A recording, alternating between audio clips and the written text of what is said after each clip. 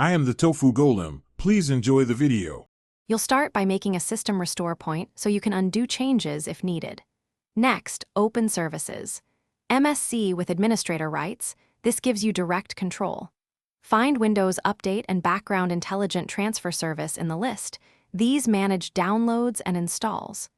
Once located, right-click Windows Update and choose Stop, then do the same for the transfer service. Doing this halts active update processes immediately and prevents mid-task failures that might corrupt files.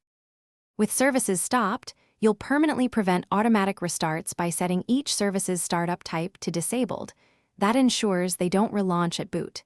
Then open File Explorer as admin and rename the software distribution and cacheroute 2 folders to software distribution. Old and cacheroute 2. Old to stop cached installers. Once done, use Local Group Policy Editor or the registry, depending on your Windows edition. To configure, do not include drivers with Windows updates, and after making changes, reboot the laptop so service settings and folder renames take effect. This confirms updates are halted.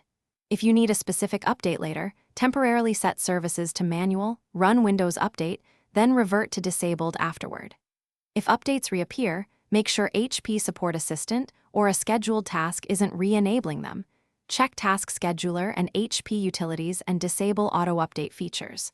If something goes wrong, restore the system point you created and reverse the steps to recover a working state.